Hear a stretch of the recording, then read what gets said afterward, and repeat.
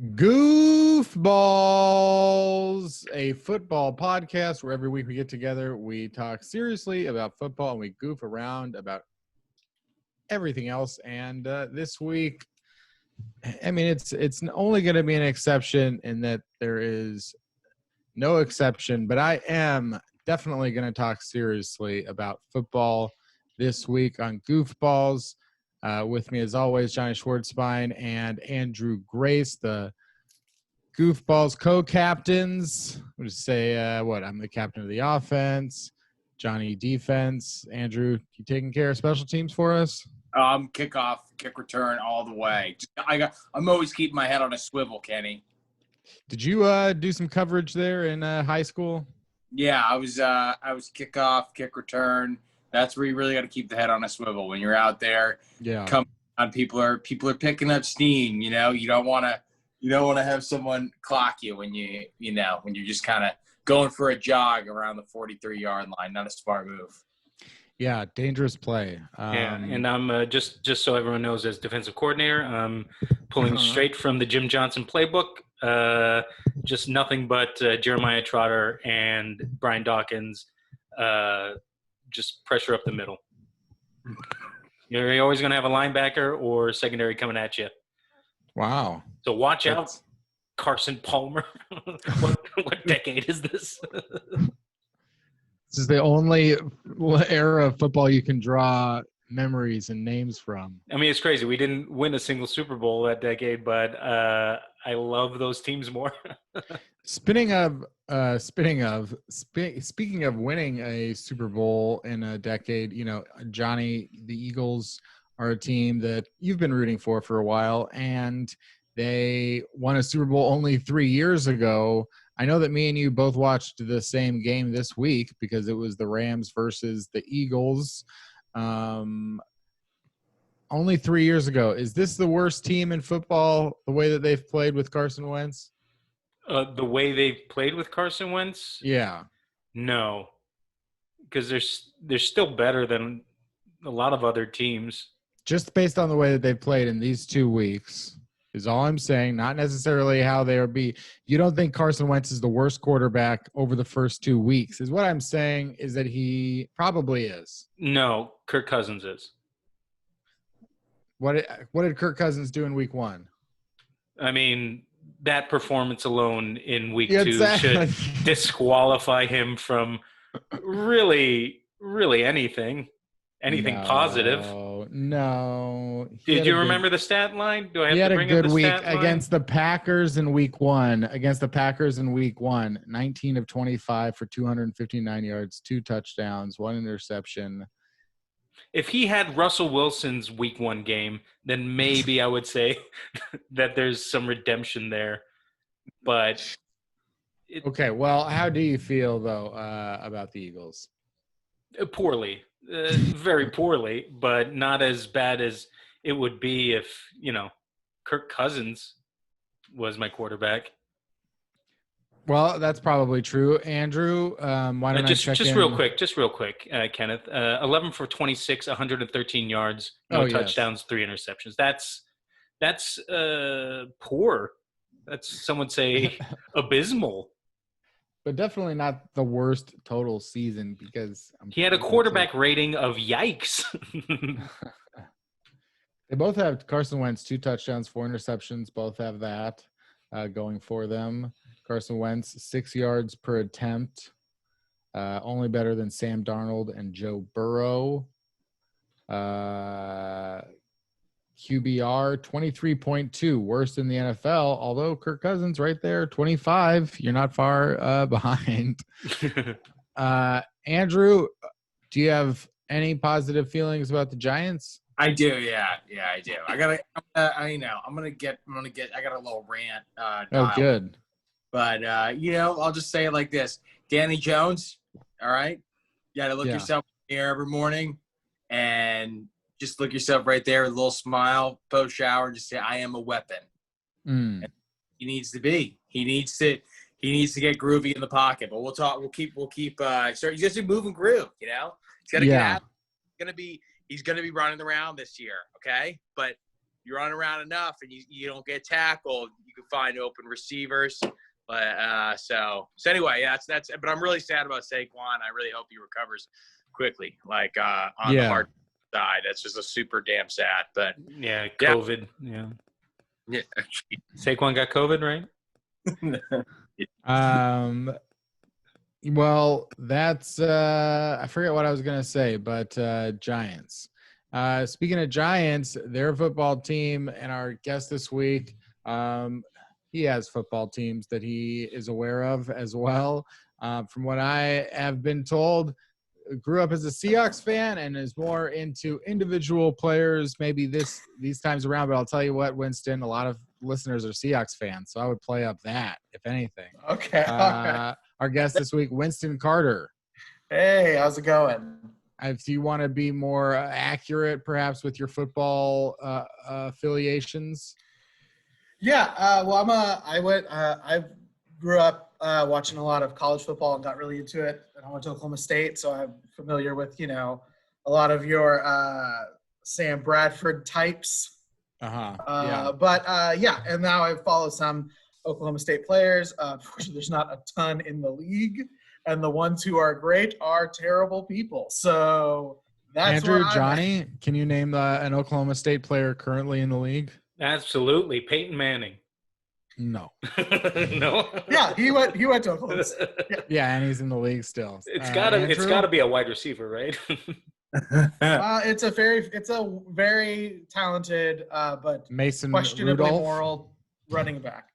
Mason Rudolph, yeah, that's our court. That's one. Is it Joe Our best Mixon? player, huh? Is it Joe Mixon? No. Should I just say it? No, Andrew, you try. I think Chris Carson went to Oklahoma State. Yeah. I'm trying to think. I can't. I just finished the U.S. Open this weekend, watching it, and there's so many golfers from Oklahoma State. Oh, wow. Yeah, we have a big football program, but really a great golf program. Kenyon Drake killed an old lady in a hit and run. No one knows it, but it happened. Did he go to Oklahoma State? No, it's Tyreek Hill. Tyreek Hill. Wide receiver, running back. Yes, he's controversial to some, and he's also very popular. Yes. He's a truly polarizing figure, as he was at Oklahoma State. So what's your familiarity maybe with present day NFL? Do you watch on the Sundays? Do you follow here and there? I keep up. I'm a fantasy football guy, so I keep up through that. As far as watching any individual show, shows, that's what they're called, right? Did you watch any of Everyone's watching their I'm shows. a huge Sunday Night Football fan.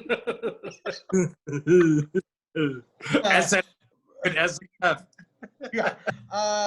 So no, I do keep up. I mean, it's such a changing, especially this year. I feel like so many things are changing. I was really feeling like Gronk was going to have a big year, and that's not panning out.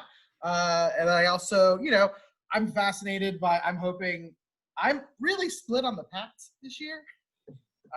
Feeling very weird about them. Yeah. Because while part of me wants Cam Newton to be the most successful player ever and be the Superman that he looks like, I bring emotion into it. So I hate Bill Belichick. So I'm just very split on how I want this team to do. But yeah, so I'm familiar. I keep up. Yeah. I'm a big fan of having them on my back. Pats, that is. Yes, There you go. Oh, I like that. Vincent, you're speaking my language, dude.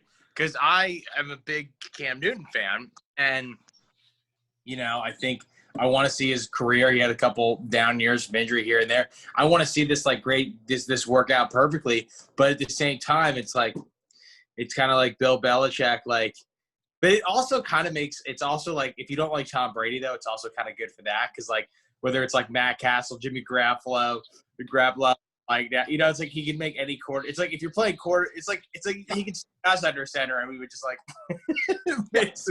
I could probably get maybe 2 touchdowns, 2 interceptions if I was the Pats quarterback. Yeah, exactly. I haven't thrown a football in 5 years. But yeah, I could do that. more pressingly, Winston, who would you rather have as your quarterback for your franchise going forward? Carson Wentz or Kirk Cousins? Look how he's thinking about it. You thought that he was going to immediately say Carson Wentz. No, the only reason. I am going to go Carson Wentz. Yeah, of course. The only reason he didn't immediately say it is because of his knee injury. That's the only reason. Yeah. My personal knee injury. I mean, who has a ring, Kenneth? Carson Wentz or Kirk Cousins? Carson Wentz. And guess who else doesn't have a ring? You. So why don't you get his name out of your mouth? When you pointed at the screen, it feels like you're pointing at me, and I was like, I don't have a ring. But also, I got a ring. I see. Yeah, there you go. There you go. I got a wedding ring. I convinced someone to love me enough. I would take Carson Wentz as well. Booyah. Doesn't mean that Carson Wentz hasn't been the worst quarterback up to this point in the league. I also don't like Sam Darnold. There. Well, quickly, let's talk about our lock it in game for this season, which is the hosts are picking a lock to make the playoffs every week. And I'm going to say starting next week. So starting next week, you have to make your first pick for a lock to win a division or make it as a wild card. And just going over what's happened so far through 2 weeks, some of the divisions are, taking very early form, just very early form. But you got the Bills at 2-0 and Josh Allen looking very good there. And the Patriots losing to the Seahawks. They're 1-1, but they almost beat the Seahawks in Seattle. So perhaps they. And then you've got the Ravens and Steelers at 2-0. In the North, you've got the Titans leading at 2-0. In the AFC South and in the AFC West, the Chiefs and the Raiders have made it 2-0, with the Raiders having a very good offense and a very bad defense. Johnny and Andrew, in the AFC, any early thoughts that have maybe changed or formulated in the last 24 hours? Yeah, I have the Colts winning the AFC South and the Texans as the wild card. Depending how that goes, I think I might flip-flop it or, toss the Titans in there and win. But I'm going to wait a few more weeks on that. I still have the Pats winning the division, Ravens winning the division, Chiefs winning the division, and then Bills and Steelers as the wild card. I'm going to stick with those for now. Yeah. You're good about having this in front of you. I'm going to need to have my picks. Have it on my phone. Very good. My iCellular phone. Oh, yeah. Good purchase. Good purchase. Andrew, did you have any thoughts in there? Yeah, I think watching the Patriots play the Seahawks, it was really exciting. It was kind of like, I know I made the joke about it. You could I think Bill Belichick's placed guys like Matt Castle and Jimmy Garoppolo in there who've produced and done well, but I think watching Cam under center for the Patriots is like watching a true generational talent type quarterback in there and in that system, and watching them go with Russell Wilson. Obviously that's NFC, but he looked, he's continually just continues to look great. But watching Cam and Russell Wilson just duke it out like that, I was I in my mind, I'm thinking the Patriots are going to be a pretty dangerous team moving forward. Just seeing that 2 weeks in a row. Winston, did you have any? Have you had any surprises this year, maybe that you could think of that you did not expect to see? If there's anything that pops up, putting you on the spot a bit here. Yeah. Well, no, I am genuinely to reiterate what Andrew's saying. I really do think that you can think that, we look at Tom Brady as being such a, we think of these incredible moments that he's had, and then you see him out of that system and just not perform at the same level at all. And to me, it's not so much like a good surprise, it's a genuinely bad surprise, where I've felt like I was really looking forward to a killer year and to watch this superstar athlete go and crush it at a different team, and then just hasn't This has not materialized at all. And I was really genuinely looking forward to seeing Gronk's insane persona dominate, and I just haven't seen any of that. And it's just genuinely, it felt like, oh, they're getting my favorite team, my favorite group. All the guys are coming back. And then it was just been terrible. So that's my big surprise coming thus far out of the year. Yeah. I would say that I believe I have the Patriots. I have had the Patriots winning the AFC East, but I think after watching the Bills for 2 games, I'm convinced that they might actually be a good team now and not just benefiting from a poor division, which they might not even be in if the Patriots are good. But I think the Bills are going to be my switch in the AFC East. They've got a rookie receiver named Gabe Davis. He only has 3 catches this year, but I heard about him all during training camp, and then he caught a touchdown this weekend. I watched the touchdown. A low-key might have been the best catch of the weekend. So I'm curious to see about Gabe Davis with Josh Allen and those players. So that might be one thing that I switch. And also, the Titans, maybe Ryan Tannehill's a little bit more legit than previously thought.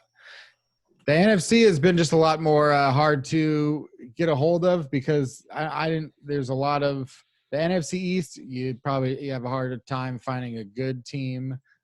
Nobody is 2-0 in that division. There's 2 teams that are 0-2, as our co-hosts know, and the Cowboys in Washington.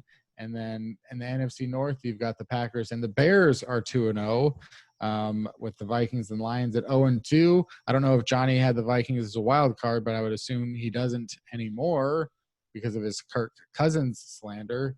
And in the NFC South, 2 1-1 teams, just like the NFC East, and 2 0-2 teams. And then in the NFC West, 3 2-0 teams. And the 49ers are 1-1, but they have lost Nick Bosa for the year. And a lot of players for maybe a little while. COVID? No, Johnny. Bosa does not have COVID? Okay. It was you don't know. He could be asymptomatic. Could it be asymptomatic? The field You're gonna predict some that shit Andrew's home team plays on. I actually have before the season started, picked the Vikings to win that division. I'm going to change that as soon as I can. Okay. There you go. That's one change. I definitely don't. I probably might have had the Vikings doing well, but that might change. It's very early. Some of these results don't matter, but I'm kind of liking the idea of Washington maybe winning the NFC East because of the way things went. Andrew, any thoughts on the NFC? I think the Giants, although they're 0-2, you watch Kansas City have to go to the wire with the Chargers. It's tough to get wins in the NFL, and it's not like they're playing the Super Bowl champions, reigning Super Bowl champions, in the Bears. But they're playing a solid defense, and I really like the way they stuck in that game. And after losing the heart and soul of the offense, gutted it out. So I think the Giants are better than their record in their first 2 showings indicate. I think the opposite is true about Washington. They are not. They shouldn't be 1-1. Just because the Eagles stink. Probably right about that. I'll take all that. See, that's the thing. I don't think that the winner of the NFC, it's never going to be like they shouldn't. They're just going to. You're going to say they shouldn't be in the playoffs. Whoever wins that, so it might as well be a team that shouldn't be 1-1. I would agree with you if it was a 16 playoff, but now it's 7. Yeah, they probably deserve it. Only 2 games this weekend featuring 2 2-0 teams. You've got the Rams at the Bills and the Chiefs at the Ravens on Monday Night Football. Winston, what did you think of the Chiefs last season and Patrick Mahomes and all that? Like, are you very excited for more of that? Of course. If he starts producing, yes, I'd be very excited about that. Who doesn't love someone just ripping and destroying? I was really looking forward to as I said, I'm a fantasy guy.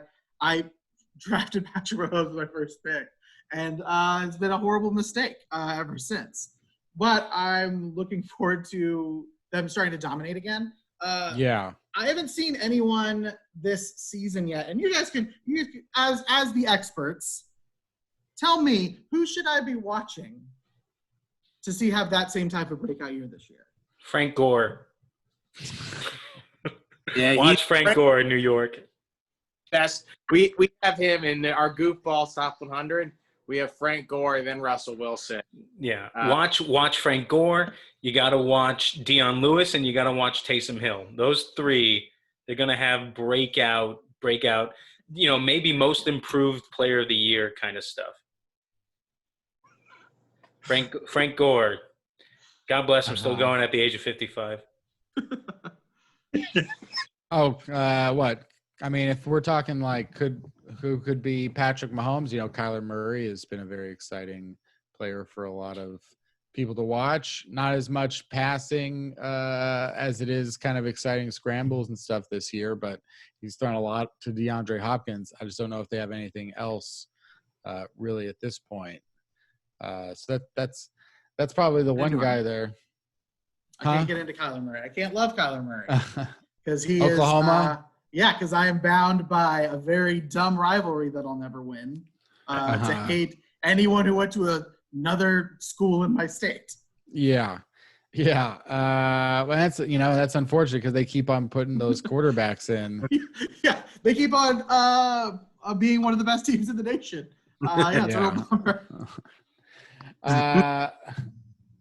Andrew, any Oklahoma thoughts? Hey, I think Jalen. It's not like you just go into Oklahoma and you could be an average quarterback and do really well. I think Jalen Hurts is the real deal. So, I think he's gonna have to have a couple nice years. And I think the way Wentz is playing, I think Jalen Hurts might be taking over in a few games here. Well, yeah, that could be. We'll see what happens. So for the first segment this week, I'm trying something new. It's just a little bit of a talking format, and it's called What I Love, What I Hate, and What I'm Laughing At. And it's a recap of a few things from this weekend that I'm thinking about. And I'll Good segment. I don't know exactly how to keep the conversation moving and going, but I might just talk at somebody and ask for you guys to have good. We got some applause.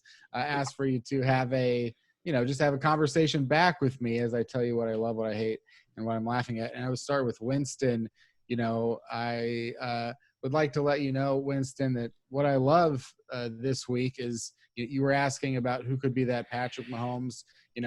Russell Wilson's not young by any means. One of the older, actually probably productive quarterbacks in the league at this point.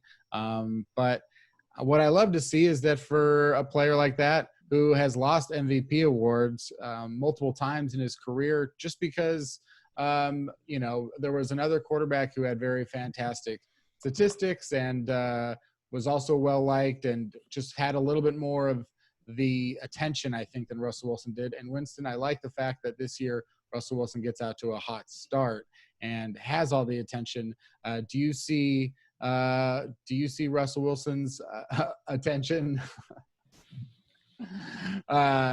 Any thoughts on Russell Wilson? I like Russell Wilson. Listen, you're going to get a lot of raw takes from me today. I like Russell Wilson. As a mixed race man, I'm all in favor of it. I'm on board with his look. I've liked him since his days at Wisconsin. Yes. I think he's a quality player. I think I love the culture. I like the culture of the Seahawks and always have. Always have in the Pete Carroll era. Just because I think that dude's a winner and he makes the game fun, even though I probably would hate him as a person. But that's true for so many people. So I would love to see a new heightened rise of Russell Wilson. Do you think that have you had the opinion prior to this? Because I've had the opinion that at some point, eventually, Russell Wilson was going to enter the Drew Brees phase of his career. That as long as once he got comfortable and had the right pieces around him, they were going to just start putting him in that position to put up 50 touchdowns in a season once. And, you know, the fact is the only other times that a quarterback has thrown at least 9 touchdowns in the first 2 games, which Russell Wilson has done, they've been Patrick Mahomes in 2018, Peyton Manning in 2013. Both of those guys threw 50 touchdowns that year, and Drew Brees in 2000. There, yep, another one. And Drew Brees in 2009 when he won the Super Bowl. And so I wonder if this could be a year. Have you ever pictured Russell Wilson as an MVP before? I haven't, honestly. I think everyone's always known he's a solid go-to. He's always been a strong performer, even on teams that were a little beneath his talent level. And he's also always kind of played – I think he's not – it's hard because he's just not that flashy. He's super talented. Everyone knows it. He plays on a team that's solid, continues to produce decent seasons after decent seasons. But he's never the star. He's the star without being the star, if that makes sense. Yeah. And he's not. He doesn't ever feel like the guy you're going to turn to win a game. He doesn't feel like he's ever going to make that play, but he produces. So I have not thought of him that way, but I'm excited to. Yeah, you're changing my opinion. I would hope so. I mean, I think he's made a lot of huge plays. So I think let's get Winston tuned in. I'm going to send you some highlights. You know, he threw a game-winning touchdown against the Patriots back in 2012 when he was a rookie, and you know, then he also had get the interception. But you know, mostly good stuff. See, balancing it. You're seeing it. It's a give and take with him. He shouldn't have thrown. He shouldn't have had to throw that ball. That's all. Well, I just find it interesting that in the Super Bowl at the 1-yard line, it's Russell Wilson shouldn't throw the ball. And on Sunday night against the Patriots, Cam Newton at the 1-yard line, well, okay, he ran the ball. What happened? This was a guarantee. Cam Newton was supposed to be a guarantee. That's what Chris Collinsworth kept saying, was that Cam Newton was a guarantee from 1 yard. Yeah, but that play was ridiculous. That was like they've already done it multiple times, and it was like a Madden do we draw? Let's do it. They were like, he's coming. It's like a power left, yeah, like video game terms. That was like a screen peeking when you're playing GoldenEye with 4 players on one screen. You're just looking at the guy the screen next to you, being like, oh, okay, he's hiding in the bathroom of the facility, and then you just go in there and kill him. They knew it was coming a mile away. Well, you know, I mean, I hate to say it, but you have to ask, is that because Cam Newton can't run a passing play, you know, from the 1 yard line? Ran a couple really nice run-pass options where he was coming out, he made the first read, pulled the ball, and I saw him scramble, and then out of nowhere, a receiver breaks off a block and goes to the end zone. That's stuff that really that's why I don't use a computer, guys. So I can really get the X's and O's. Well, no, yeah, I was surprised. Cam Newton can run any play you want to play. So many yards. He can run any play you want. That's hilarious. That's very funny. And, he knows many plays. Oh no, I'm sure. Well, that's I'll leave the floor open. If Andrew or Johnny, if you had any other comments on Russell Wilson, otherwise I'll move on. No, he's been stellar. He has had a clutch bone, just not in the biggest game of them all. That one time, and I'm excited for him, and I'm excited for you and the city of Seattle. Go Kraken! There you go Kraken. Speaking of Kraken, I'm going to keep this Kraken on real quick. Andrew, what I hate this week is just thinking about the way that people talk about draft prospects sometimes. And, you know, you're a college football guy, so I know that you are very familiar with the way that, you know, you've got your opinion probably of college players. You like them, and then maybe draft evaluators say negative things about them. And, you know, this week I went back and I had to look back at things that people had said about Josh Allen. When Josh Allen was drafted by the Buffalo Bills, they traded up to pick him at 7. And, you know, the New York Times even did an aggregate of the grades that each pick received, and his grade was a 2.6 GPA as opposed to Josh Rosen, which was a 3.77 GPA. So a lot of people criticized the Bills for even trading up for Josh Allen, who was too inaccurate. Roger Sherman of The Ringer said, I would consider any team that used a first-round pick on Josh Allen to be the biggest loser of the first round. Steven Ruiz for USA Today said, Allen is inaccurate, struggles to read defenses, and is uncomfortable from the pocket. Other than that, he's a pretty good quarterback. And he gave the pick an F. Mel Kiper criticized it, and PFF gave it the worst grade of any first-round pick that year. And 3 years later, Josh Allen has been playing pretty well. Andrew, how do you feel about people grading picks before they've played in the NFL? I mean, it's just a weird thing that, I think the media grades are out of control because they're truly like content. So, like, if you have a hot take on Josh Allen, that's going to get clicks, right? Like that article, whoever takes this. Then there's, like, the kind of need, like, there is this draft and the teams don't want to miss out on the best talent. So they come up with these rubrics that good word, sleep better at night about the picks they're making. But you can definitely tell someone who probably won't be successful if it's an offensive lineman and they're like, playing at Yale and they're 240, 5'7". They're probably not. That. But there's a lot of other situations like Tom Brady was, the classic example, like the final pick for the Patriots, and you just don't. James Harrison, one of the greatest linebackers, they just don't know. They know like, oh, this person could be really good. So it just seems to me to be pretty much an unsolvable thing. But I definitely dislike when there's articles, and I think people are clearly just trying to write something snappy and throw some kid down.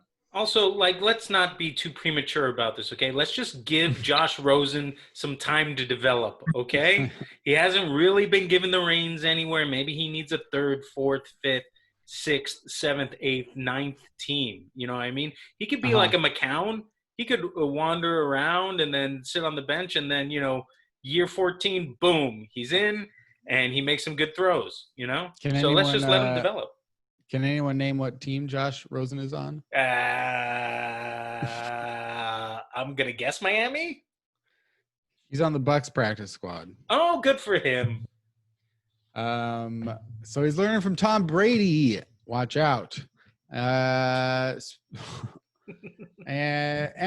squeeze in what I'm laughing at, Johnny. What I'm laughing at this week is Dan Quinn and the Atlanta Falcons. You're aware of the game.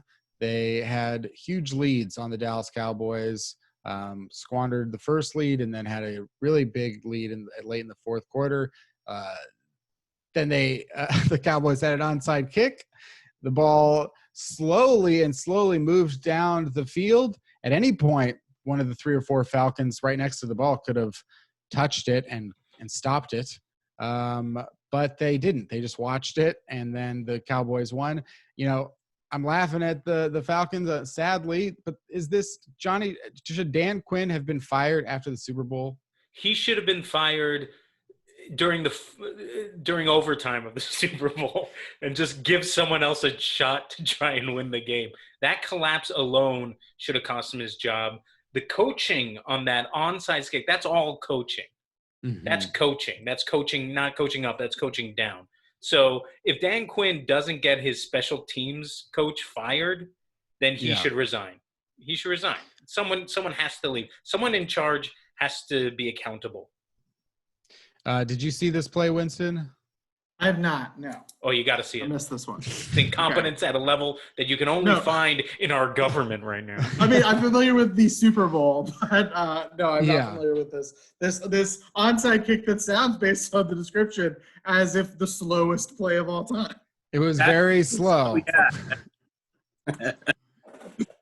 It was extremely slow. It was slow as Alshon Jeffrey. He had a slow 40-yard dash. Anyway, way to kick a guy when he's injured. Hey, It's but yeah, that's what I'm laughing at. It's sad. And Cowboys, Johnny, on the bright side, they almost are 0-2. They didn't look good for most of that game. So for disgusted. I was disgusted. Hatred of them. That's what I hate, what I love, and what I'm laughing at. We'll come back and we'll do Johnny's segment.